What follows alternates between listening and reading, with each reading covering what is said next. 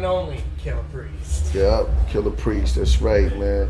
AKA Billy Batson, yo, Mike Lloyd, it's me. We're going into the next dimension. The new music videos, Billionaire, Listen to Me, Anakin's Dream by Big Shot Music, Merciless Studio, and the recent drawn cover from Monkey, linked by yours truly. Tell us more and what's been going on since we last spoke. Oh man, it's just so much, man. It's like it's just coming closer to the release date of the Psychic World of Walter Reed, and I'm not pushing nothing back. Like I said, I'm not pushing nothing back. If I throw that shit out, y'all can get that shit on the, by myself. Just put that shit on the radio. Y'all gonna get it, man. Just putting that shit on the internet. Y'all gonna get that. So I've been doing videos and been touring. Still touring with Ghostface, which is a great experience still. And just that's it, man. Been recording and listening to the album, getting ready, just ready to put it out. Yeah, recently you're just in Australia with Ghostface. Tell us about the crowd out there. Ghostface always brings in big crowds, man, and he's like I said before, man, he's a remarkable person to learn from, and he's a great artist. He's a dope lyricist. I mean, I don't have to say that, man. He's just a dope MC. He's a dope person.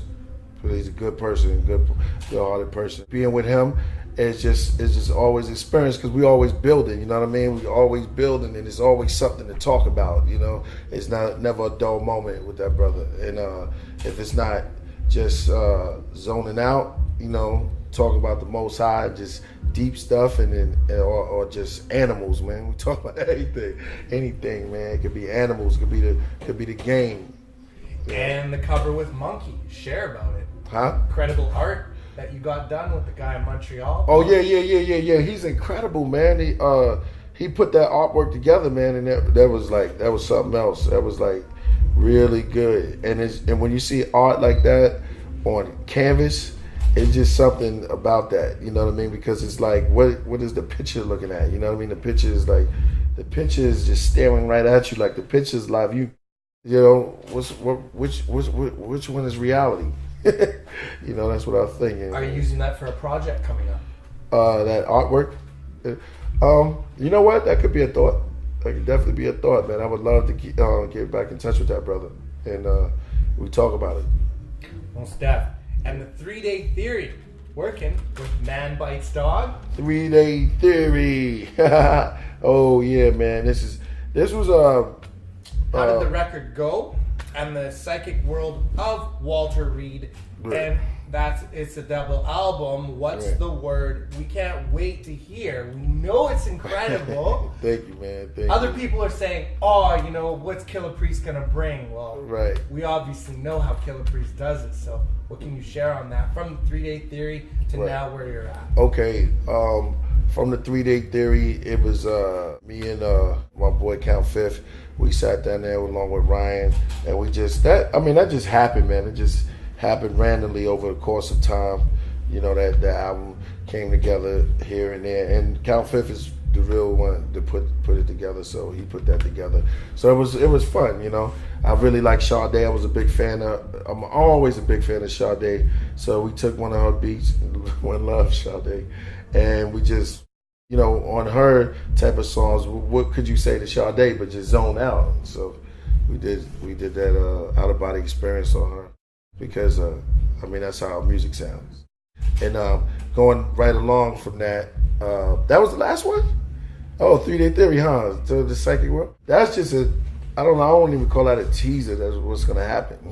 Psychic World is it's get back to my roots, and basically is good music, man. It's just it's Killah Priest. You know, it's just 2 albums of it. You know what I mean? 2 albums of it. And we might just make volumes and stuff. I don't know. We're gonna keep this whole thing going, man. It's a theme, and it's good music. Right. And what are your roles do you think hip hop has played in white, black, or white in its current stage? Has the culture softened due to money or lack of superficial purpose, or because it's acceptable to all creed and race now? I think it got soft because cats would like to put the skill back into it. You know what I mean? But I'm hearing MCs like my man Jay Mays and a lot of MCs coming out now, and the younger generation is catching on. Like we did a show and there was a young brother in there, like 18 years old, man, in Denver, and he said, "Yo, I've been listening to you and KRS One." I'm like, wow, you know, even to put me in that category with KRS One makes me feel good. Like KRS One, he's a great MC, you know what I mean? So it's just an honor to be, around that. And I think that hip hop is expanding, and it's supposed to expand, and it's supposed to be around, just like the pyramids back in Egypt, you know. So it's like you're supposed to see them, boom, and this is the monuments, and these are things that happen. And whether black, white, Chinese, or Hispanic, the one who dies is the one who panic. Like my man Scotty Watts said, back in the day. So it's like, don't make a difference. Hip hop is universal. It's a world that's like Tila Rock said, people of the universe, it's yours. And how did you get put on this show? My man Jay Mays hooked me up, you know what I mean? We was out there in Edmonton, and we've been talking a long time. We do dope beats, you know what I mean? For all y'all MCs out there looking for dope beats, and he's a dope MC. Me and Havoc we was hosting a MC battle. I just fell into that. I was actually shooting Anakin's Dream out there, and then that was crazy. Yeah. And we linked up. We just linked up, and we said, we was talking about it for a while, and we said, yo, let's make this show happen, man. And I love Vancouver. I'm ready to move out here. I'm serious, word. I'm ready to come out here and stay, because Vancouver is all that. Canada and whole, you know what I mean? I understand my man Raekwon, what he did, so that was a great thing. And what is your take on today's hip-hop flavor, and what are you doing to contribute the righteous way to its current state? Hip-hop flavor today varies, you know what I mean? It's like a buffet.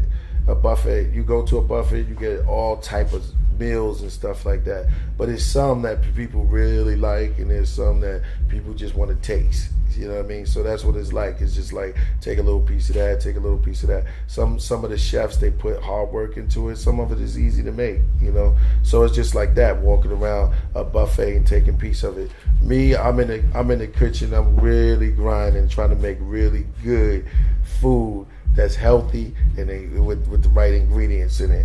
You know what I mean? Because that'll help you grow. That'll help the mind grow. So I'm trying to have longevity. And if you were a hip-hop president, what would you do to maintain its core essence while still keeping up with the present times and future of today's modern pop rap world? Oh man, what would I do? I would just hold a class every weekend, and get everybody together, and we all build about how can we make this better, and everybody come with their ideas, and you got your naysays, weigh the pros against the cons, and then we see where we move from there, and look at it as real. And do you do the music for yourself or for the generations of children? And what do your father and mother think of your work that you do, and what do they do to take part with it? I do the music for myself. Now, I don't care about nobody. I'm just joking. Now, I love hip hop, man, and I make music because I really love it, man. I love it. I love listening to artists, different artists. I love hip hop. It really means a lot to me, and it's different. It's just different reasons. It may not just be. It's just like I just do music sometimes when I'm feeling in the mood to create, and it's just like a creation.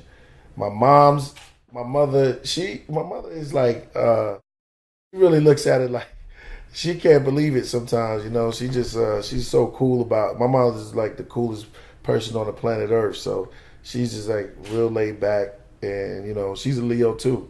Shout outs to Miss Helen Culver. For every step one takes, there's many sacrifices. Can you share some of yours that you've had in your life and your career? And is hip-hop music and culture a gift or a curse? What I shared going through, I think everything is a gift. and a curse because it's like a learning experience, but you got to learn that thing and you have to be grounded inside, you know. A lot of people wouldn't be able to take it, you know, but I refuse to lose, you know, just like talking to all my big brothers in the clan, you know what I'm saying? So it's like we refuse to give up. You know what I'm saying? So, you know what I mean? Cats want to lay down. Like Ghost is a strong cat. He going to stay up. You know, Jizz is always doing his music. Spec the Deck, if you hear him. So I refuse to lay down and just be like, and Raekwon, forget about it. You know, Raekwon is doing right now. So it's like, I refuse to just lay down and just be like, okay, we're going to let this. We used to rhyme on the street and do this for real, battle cats on the street. Nowadays, you don't get a studio right there and boom, you know what I mean? You get to go in there with all your friends and shit and do high fives and stuff like that. While you making your songs, you know what I mean? You making up muffins and shit though. Definitely. And can you share a little bit about Heavy Mental and The Offering, which are amazing albums? Oh, thank you, man. These two joints right here.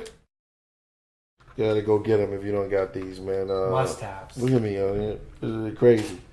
I gotta talk to Jay-Z. See that? Yeah, exactly. This is way back, man. These two albums are just like great moments of my life. This is like the plateau, the platform right there. So it's like when I was doing this is like a new experience for me. It's going into the studios, all brand new. And this one is like a comeback to that. And it's like taking a step further of me coming back to the studio. You know, basically, The Offering is just like a new beginning. When I took a long time, took a time off, and it was like coming back in. Just like The Psychic World, just took a little time, and now when I come back in, it's gonna be a wrap. It's gonna be good. Definitely. Very incredible. And do you possess the gift of hip-hop music in order to be a teacher or the student of the art? And if a student in university, how would you come out in the end? The strategy is to get there. I would say I'm a student of hip-hop.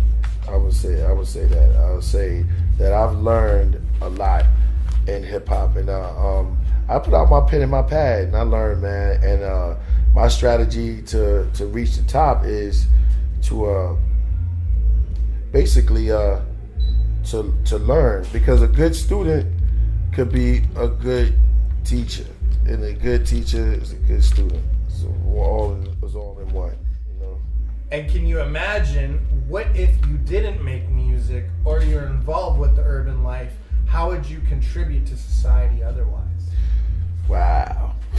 I don't know, man. I'll probably be a mean cat out there. I don't know, man. I don't know. I would contribute, man. Maybe I'll just build with kids, build with children, try to outreach in some way to talk to kids. But basically, who knows? Be like that. And do you think you can help the changes in our society for the betterment of your gift as an MC on the poor, weak, and disabled, or less fortunate with uncurable disease? You know what? Everything can be cured, you know what I mean, with love. You just have love and it can be cured. There's levels of learning this great phenomenon. In time, people are going to see that everything is curable when you use the right tools, and it's within you. It's love. And should our people in society have a voice against the change of our culture, used of advertisements for TV and radio to bring things back to reality, or keep it positive and mind stimulating while we pay policy on huge lump sums to make financial lows with no relevance? To protect our people, right. That's the struggle. Right. Who are the poor and the weak? The poor and the weak, they are the ones who need help. Put it that way. If you need a upbringing, and you only can be really poor if you mentally not there, man. Because you always, jewels a jewel in the mind is so much because it gets you so further because it emulates happiness. You know what I mean? So it's like when you inside your brain, you gotta formulate that, find that peace that's you, because you should be happy that you even here. You know, there's people that's not even existing right now at this moment. And look at Whitney Houston, man. I love her and I love Whitney, but she would love to be here like you right now. You here to take on whatever she achieved. You can take it further because you even here right now. So that's how you further, because you can't be selfish. You got to keep it moving. You got to keep it moving. If you sit and stare at one thing that already passed, then you can't go into the future, and that's being selfish to the universe because it's always moving. It's always rotating. And what's coming up? What's in the vault? Let's hear the exclusive material. The tea ceremonies, the holies, a holy sacred testimony. The trees were Bodhi, the priests were bony. They pointed slowly, showed me it was me in Nairobi. TPs and the Hopis, inside it was smoky. The chief spoke ghostly, his eyes were stony. The sky was snowy, the vibe was cozy. The tribe watched closely. Then I got them with poetry. That's it. And what did you learn from the Wu-Tang Clan? Basically, my brothers, I learned everything. You know what I mean? I learned everything. I'm grateful for the Jizza. I'm grateful for the RZA. I'm grateful for Ghost. I'm grateful for You God. I'm grateful for Raekwon. And I'm just grateful to be a Method Man, ODB, Capadonna. Master Killah, definitely, man. Very grateful for Master Killah, man. That's a beautiful brother right there. And I'm grateful for the Sons of Man. I'm grateful for Killah Army, the whole clique, man. Maccabees, everybody. And you got any shouts? Man, I want to shout out to everybody out there. I want to shout out to Daddy Rose. I want to shout out to let me see, DJ Notion. I want to shout out to let me see, Naphtali. I want to shout out to it's a lot of shout outs. I want to shout out to Theodore Unit. I want to shout out to Sons of Man, Hellraiser, the Baz, definitely, and Prodigal Son. I want to shout out to Tragedy Gaddafi, Black Market, my man William Cooper. I want to shout out to my nigga Razkaz. I want to shout out to Corrupt, Cannabis. I want to shout out to Slaughterhouse. And I want to shout out to, who else I want to shout out to? Jay Mays. I want to shout out to The Advocate. Definitely, that's my man. He came through. I want to shout out to St. Peter's, God's Wrath, Fourth Disciple, everybody who helped me on the album. RZA, I said fourth, right? Purpose, from Tragic Allies. I want to shout out, did I say St. Peter's yet? He's from what's the name? That dude is incredible. Get his beats. He got some ill joints. I want to shout out to Ayatollah, Havoc, Mobb Deep, and that's it. And to my children, peace. To Solomon, Rudy, Zariah, all y'all, man. Lamar, Darren, who else? Chris. I want to shout out, let me see. Everybody gonna think I have 50,000 kids. I just want to shout out to the world, man. Just want to shout out to everybody. Word. And yes. Jay Mays, and this is the Archivist, and you already know the name, y'all. See that? Doom, doom, doom, doom, the psychic.